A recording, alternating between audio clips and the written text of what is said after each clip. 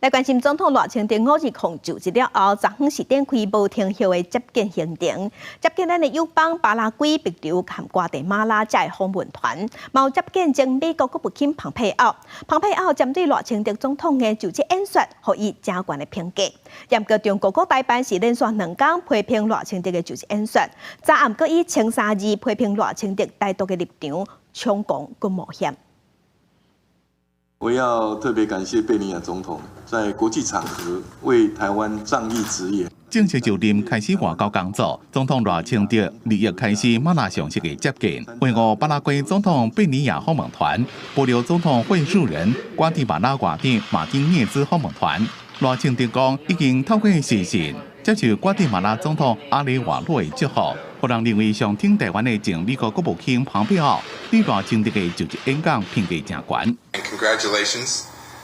I thought your remarks yesterday were thoughtful and important. America,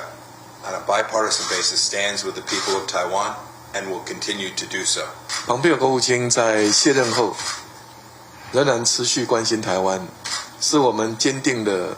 友好伙伴。今年是台湾关系法立法45周年，我们期待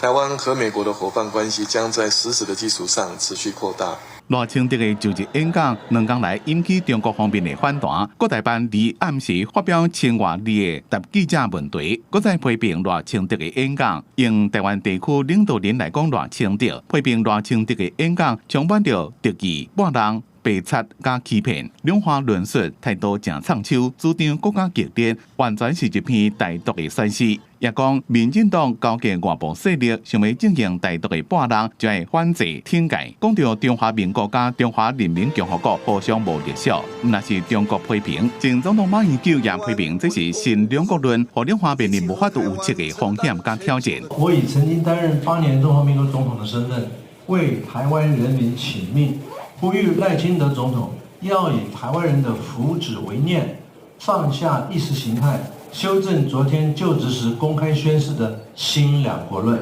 不要自误误国。严公村海基会董事长陈文灿认为，甲总统的表述看作霸人是自我否定，也讲两国论是李前总统所留来重要资产。记者综合报道。